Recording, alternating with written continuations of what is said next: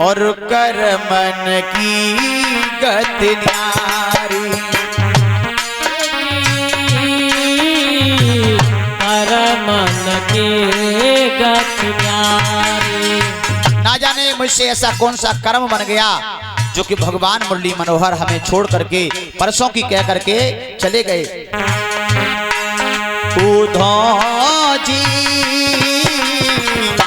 कर मन की गति न्यारी। उधो जी कर मन की गति न्यारी।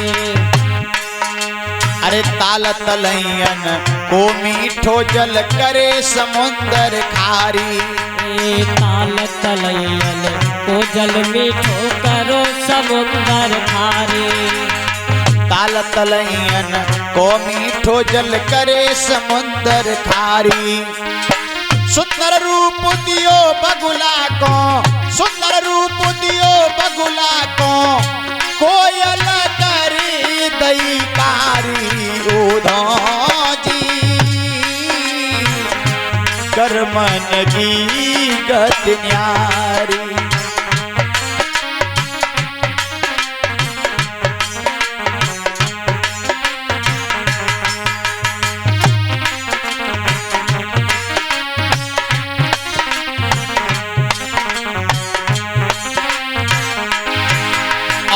वैश्या साल दुसाला ओढ़े पत बिरता फिर युगारी।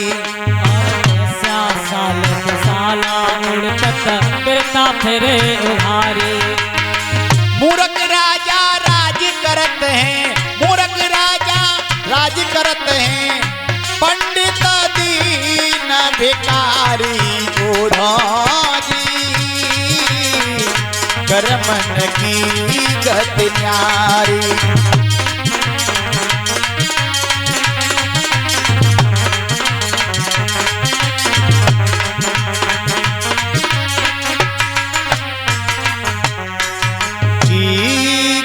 न्यारी। ये तो हमारा कोई ऐसा कर्म बन गया जिसके कारण भगवान हमसे दूर पहुंच गए, मथुरा में रहने लगे हैं, लेकिन वो हमसे हृदय से दूर नहीं है। बैठे तो हमारे हृदय भी चाहे शरीर से, चाहे वो कहीं भी रहे। भगवत प्रेमियों, उद्धव ने जब ये बातों को सुना है तो उद्धव को स्वयं पर बड़ा अभिमान था कि हम ज्ञानी हैं, लेकिन उनका ज्ञान का थर्मामीटर खिसक गया और राधा के चरणों में गिर पड़े। हाथ जोड़ के कहने लगे हैं, राधे हम तो ये समझते थे कि वो गोपी ग्वाल गमार हैं, लेकिन आज हमें मालूम पड़ गया कि आपके अंदर तो भगवान के प्रति बड़ा प्रेम है, बड़ा प्रेम है। और वहां पर उद्धव काफी दिन तक रुके, उसके बाद लौट करके गए। कृष्ण भगवान के द्वारा उद्धव का जो अभिमान है वो चूर चूर करा दिया गया है। और भगवान कुछ समय के बाद भगवान ने सोचा कि ये मथुरा नगरी ये लड़ाई की नगरी बन चुकी है, तो भगवान ने एक नया नगर बसाया था, समुद्र में द्वारका का निर्माण किया और उसमें भगवान मुरली मनोहर बलराम भैया के साथ अपना समय यापन कर रहे हैं। और भगवत प्रेमियों, बलराम का विवाह रेवती के साथ में हुआ था। मेरे भगवत प्रेमियों, एक दिन की बात, रेवती ने भोजन की थाली परस के रखी भगवान के सामने और पास में बैठ गई।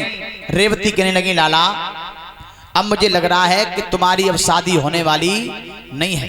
काहे? विवाह होने वाला नहीं है। चलो अभी तुम बताओ। इसलिए शादी नहीं होगी क्योंकि तुम्हारो तो रिकॉर्ड ही खराब हो गया। काहे? और जिसका रिकॉर्ड खराब हो जाए फिर उसके कोई दांत देखने वाला नहीं है। रिकॉर्ड ऐसा खराब हुआ कि मैंने सुना तुमने बचपन में माखन चुराया, चोरी में रिकॉर्ड तोड़ दिया।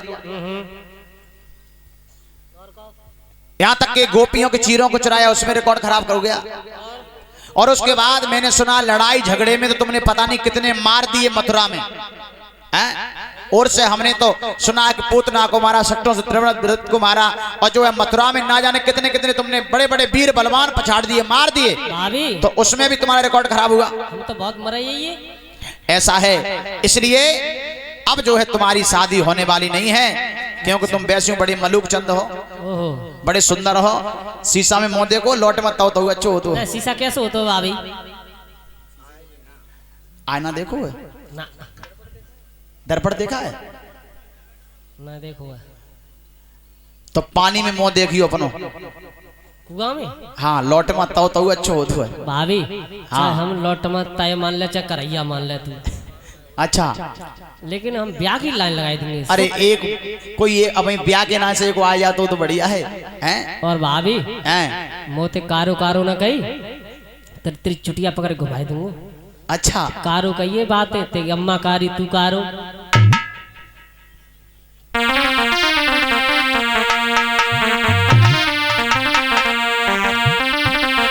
आज भगवत प्रेमियों इस प्रकार बात हो रही है। भगवान ने कहा तुम एक विवाह की कह रहे, हम कहो तो विवाहों की लाइन लगा दे। इस प्रकार बात होती गई। लेकिन उधर विदर्भ देश में एक कुंदनपुर बहुत सुंदर राजधानी है और उस कुंदनपुर के राजा हैं जिनका नाम था भीष्मक। और भीष्मक जी महाराज बड़े ही धर्मात्मा राजा हैं कि था नामी एक विदर्भ देश, भीष्मक नृप जिसका शासक था।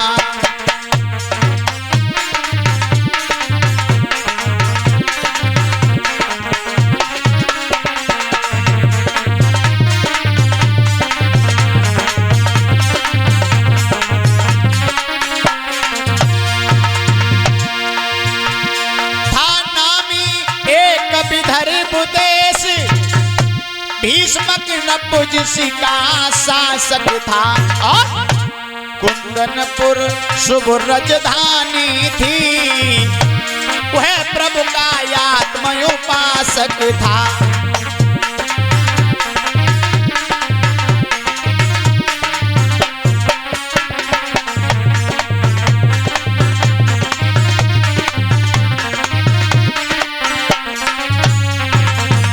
और भगवत प्रेमियों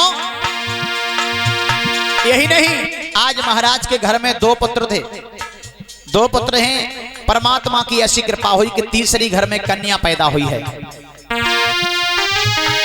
उसके ही घर में आदि शक्ति सीता माता अवतारी थी।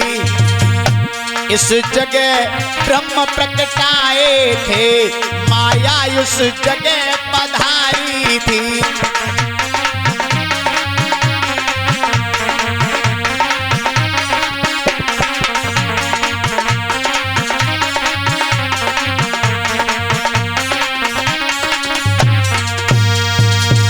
मेरे भगवत प्रेमियों, महाराज के घर में दो पुत्र हैं, भीष्मक जी के घर में, लेकिन तीसरी भगवान की कृपा से कन्या पैदा हुई है।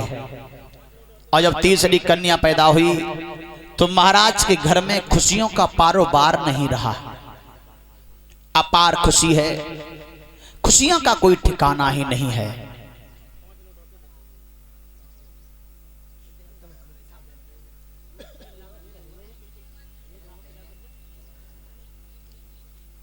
खुशियों का ठिकाना नहीं है। बधाइयां बज रही, मिठाइयां बट रही हैं। और पहले परीक्षित जी कुछ अपने समाज में ऐसा था भी, पहले चाहे घर में कन्या पैदा हो जाती चाहे कन्नू पैदा